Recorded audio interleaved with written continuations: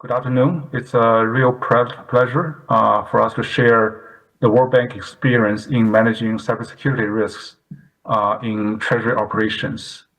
I'm William Zhang. I'm a lead digital specialist in our digital and AI vice presidency. And I've been joined by my dear colleague, Swamy Kiran, and he's much more hands-on the technology side for our treasury operations. I think we're going to share with you how we manage the risks from both a governance perspective, but more importantly, from a technical management perspective. So with that, I would like to hand over to Swamy to just give you a very high-level overview of our treasury operations. Swamy, please. Hey, good morning and good afternoon. I'm Swamy Kiran, and I am in the Treasury for World Bank Treasury itself. I'm there for the last 25 years. Just wanted to give an overview. World Bank Treasury is responsible for funding operations in global capital markets, managing assets and risks. We are the heart of the financial engine for the World Bank, and we are the backbone for operations on any of the cash management, banking operations, and day-to-day financial activities. And also, we manage the AAA bond standing for the World Bank. And we also participate in many central banks as a strategic advisors for their clients in any of the knowledge we share on the technology and other things. That's pretty much on the overview of the World Bank, and I would hand it over and when my slides are coming, we'll discuss more on the technical side. Thank you, William. Great. Thank you, Swamy. I think it's very important for us to maintain the AAA rating so that we can get capital from the market at the lowest cost.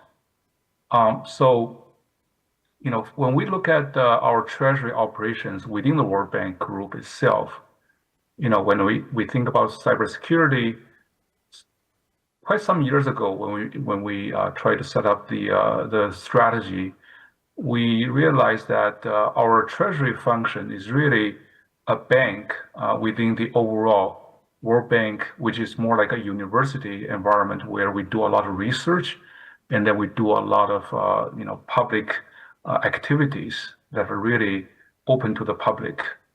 The treasury function has to be treated very differently. So because it has a very different cyber risk profile. And then we decided to have a network level isolation for our treasury systems and our staff who are managing those treasury systems. And we have much more stringent cybersecurity measures in many aspects. So let me go into a little bit deeper. So quite some years ago, with that philosophy, we actually also define our cybersecurity architecture for the World Bank Group. But even though the reference model is across the World Bank Group internally, Treasury has its own much more elevated controls in many aspects. So if you look at the security management on the very left-hand side, besides everything else, later on, we're going to talk about there is the ICFR, internal control for financial reporting aspect, which is very more stringent controls than the rest of the World Bank. And then in the middle part, which this is the part that we apply different technical controls, to ensure the right people have the right access to the right information at the right time. So you have the users on top. We have different kind of users. Mostly we're, for treasury operation, we're looking at employees. But for other part of the World Bank, you're looking at public users, but also business partners. So they come in with different kind of credentials, and then they have to go through this blue part, which is what we call there's a boundary control, such as firewalls, such as intrusion protection, and we have zoning, which is depending on the asset that they're trying to access. They're going through different network zones, and for Treasury, we have a separate network zone that where these Treasury assets are located. And then, we have identity access management, which means what kind of authentication have to pass through. And then after that, how do we do the authorization to check whether the user actually has access to the resource they're requesting. So that's associated with that. There's a lot of business processes to make sure the access provisioning is done correctly and is well maintained. And finally, the resource is at the end, the bottom part. After all these checks, finally the user have access to the resource they're requesting. And then on the right-hand side, you have continuous monitoring, making sure that somebody is watching, right? Not only we have the security control set up in the middle, but we want to make sure everything is operating correctly. And we have defined a lot of rules to trigger alerts if something seems abnormal, and then the alert will be triggered, and then we have staff working in the Security Operations Center to look into those alerts, do investigation, all that. So that's the overall security architecture. So from governance on the left-hand side, to protection in the middle, and then to detection, response, and recovery on the right-hand side. So from the isolation perspective, so I have already talked about the network level separation. This is to place the Treasury systems in its own network segment, and then have a dedicated firewall that has more strict firewall rules for the kind of traffic that can be allowed, where the traffic can come from, so that if another part of the World Bank network is compromised, a lateral move from those areas to the Treasury network segment will be very hard. So there's a firewall between other parts of the World Bank network to the Treasury network to look at that traffic, make sure only certain traffic is allowed to pass that firewall. And then we have the zero trust architecture boundaries. So that also requires a Treasury staff member must be using a World Bank issued device plus multi-factor authentication in order to access any Treasury network and Treasury systems. And then there's a macro segmentation of different systems. The reason to do micro-segmentation is to capture the traffic from system to system, so that there's route defined to capture whether the traffic from systems to system is normal, and then fire alerts if any abnormal traffic pattern has been detected. And then the ingress and egress filtering. I think a lot of times we focus on the egress watching even more than the ingress, because if the system is compromised, the adversary most likely would be trying to exfiltrate information from our internal system to the outside world.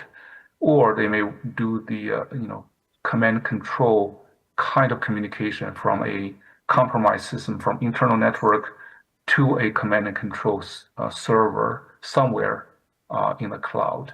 So that kind of egress traffic is an indication of a potential compromise in our network. So we have to watch very carefully on the egress traffic, make sure everything makes sense. And then the identity and access management. So we have a separate directory for our Treasury colleagues, so that if the overall directory for the World Bank, just in case it gets compromised, the adversary would not be able to use that to compromise our Treasury systems, because the Treasury system requires a separate identity system. Then we don't trust from the regular World Bank directory domain to the Treasury domain. And multi-factor authentication is enforced across the board. So I talk about these separate network. So when we have the separate network, we not only have the stringent configuration and the regular monitoring, alerting, we actually do the proactive penetration testing from both internal and external perspectives. So from internal, we'll have our teams, or we can hire consultants to have already been authenticated to our internal network, and then see whether they can penetrate the into the Treasury network. And then we also have consultants who are looking at this from outside view to see whether they can penetrate from outside into not only the World Bank general network, but also the Treasury network. So all these are done on a regular basis, and any findings will be provided to both the Treasury team and also our information security teams to do a joint investigation to see whether we have a lapse in the security control, or there may be a very sophisticated attempts to compromise our systems. I think for the next slide, I will hand it over to Swamy to talk about the identity access management. I think there's a lot like internal Treasury process going on to enforce this much more stronger identity access management. Thanks, William. Yeah, as William mentioned, we have a separate identity access management separated from the other World Bank services. So we do have a separate, we use some third-party tools to manage this identity access management. So we also have business owners to participate in acting as the looking at each access, who need to be accessed, what need to be accessed, for what assets they need to be accessed. And then we go into the yearly certifications, making sure those access controls are legitimate and still needed for each individuals or the end users. So coming to the identity access management, like William mentioned, most of our applications are used multi-factor authentications. When we started, we used the RSA Secure ID, which is the highest secure ID before even going into the multi-factor authentications. So now we are migrating everything into multi-factor authentications for each of our applications and anything, even to the matter of if you wanted to retrieve a data from a database also, those are authenticated multi-factor. either the secure ID or the one or the other way. And most of the treasury applications are enforced with the fine-grained access control. So which means they are check and balances between the access. So nobody, one person will not get the same access or higher privileges, and other person who is accessing any of the assets, he'll have different access controls. And most of our applications are done from the peer reviewing, like four eyes or six eyes kind of a thing. And as we mentioned, that the access management is managed by the businesses. There is an access control team which manages every individual onboarding, and it goes through the life cycle. So right now we are in a position that the birthright, what we call it, as when we onboard anybody, when they come into the treasury, they get low-level access and try to get the higher-level access over the period of time. And when they exit, we have a very stringent exit procedure, so that when they are exiting, when manager or the owner of the data says he doesn't have don't have to have any of the privileges, immediately is the one place where we go ahead and disconnect it, and all the access are removed immediately. The recertification process is a mandatory for the treasury system. Each and every applications, we have about approximately 50 critical application systems in World Bank Treasury, and each and every data owners need to go through the each and every application certifications every year, making sure the privileges are accurate or not, and we make a key control of those controls every year. And lastly, we are talking about separation of duty. So the same, like which I said from a peer review about access or accessing any of the applications, same submitter and the approver cannot approve the access.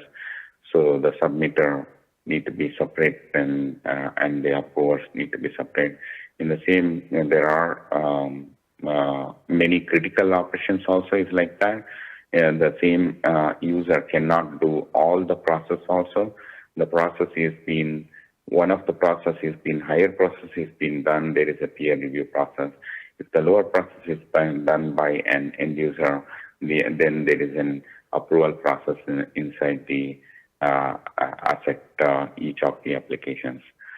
So as you see in the slide, what we have written is pretty much goes through each and every applications or the asset, or if you have, nowadays we have SharePoints, we have other assets like cloud assets and cloud applications and all those things. Everything goes through this deep into the onboarding, fine-grained access control, multi-factor authentications, and mandatory certification every year for each of applications. Over to you, William. Thank you. Yes, so I think another thing we have is the ICFR controls, right? So because I mentioned earlier that maintaining the AAA rating is critical for the World Bank operations. And for that to happen, we have to do the regular yearly ICFR control audit and reporting. And then, so the ICFR controls are mostly about maintaining integrity of our systems. So you can see on the right-hand side, among all these controls, there's a lot about access control. Make sure that only the right people have access to the right functions and the right data. And then you have system level security, making sure the servers are hardened, the network boundaries are clearly ensured. And then you have the data, IT operations, change management, logging monitoring, asset management, and third-party management, incident management, and governance. So all these controls is audited, tested, and reported on a yearly basis. And then this year actually marks the 10-year anniversary of the very high-profile breach of Bangladesh Bank's SWIFT connection, in which $82 million were lost. So as a result of that breach, SWIFT has implemented this CSP, Customer Security Program, which the World Bank as a user of SWIFT, so we abide by that very strictly. So we do this SWIFT CSP testing also on a yearly basis, and we manage our SWIFT gateway, the connection between our system and SWIFT very strictly, making sure that for example, our signing keys are rotated on a regular basis, and there's also a separation of duty, so the person who manages the key will not be able to touch the system. So there's a clear segregation there. We also have very strict immutable audit trail for all the transactions that are issued through the SWIFT gateway. And then, lastly, vendor risk management. So Swamy was talking about the use of cloud services. And, from some years ago, we kind of switched from the build mentality to the buy approach. So we realized that most of the solutions we look for, are available in the marketplace. We can acquire such solutions from the marketplace and either deploy them in our own IT infrastructure or use them as a service. So when we use them as a service, then we make sure we still use our own identity access and management system, and then do the federation from identity perspective. So users has to be authenticated and authorized to use our existing Treasury IAM systems before we handed them over to this hosted solution, where we transfer their user profile to the target system so that the proper security controls can be enforced in the hosted solution. And then we still ingest all the logs from these hosted solutions back to our enterprise security information and event management system, so that we can apply our logic to detect any anomalies in those systems. And then we make sure that the third party who are providing such solutions in a hosted model, they provide us their SOC 2 Type 2 audit report on a yearly basis, so that we want to make sure that they do their part to maintain the security posture of the system. And then if we acquire a software license and deploy locally, then we will apply our own security standards, apply our security architecture controls, and make sure they're fully contained within our network. And in some rare cases where we just couldn't configure the system to a level that they fully meet our security standard, then we put them into a restrict access mode through Citrix, so that they're not exposed to the network regularly. They can only be exposed through Citrix, where people have a view to it. People can use their Citrix access credentials, but only have a very narrow window into this system. So that's how we kind of manage the overall security for our treasury operations, from governance to protection to detection, response, and recovery. So we didn't touch on how we do the backup, make sure we have backup systems so that just in case there is some outage in a primary system, a primary data center, we can cut over to our backup data center, backup systems. So I think that's pretty much what we want to share today, and we're here if you have any questions. William, I wanted to add one more point. Is one of the things is like William mentioned about the backup. We are taking a backup in not only one place, in two places, and also right now we started taking the backups into the immutable backups into the cloud, and which is we are making ransomware ready. We are in the progress. We have not yet completed like we started. We are building an isolated recovery environment in the cloud so that we can utilize these immutable backup which is being tested and make sure they are not corrupted and other things, and then recover the systems for the treasury. We are in the process of getting ready for these ransomware, any potential ransomware attacks. So I just wanted to bring that point here. Thank you. Yeah, thanks. So that's very important because ransomware is probably one of the most prevalent attack. It's very dangerous. So have this immutable backup is the key to be prepared.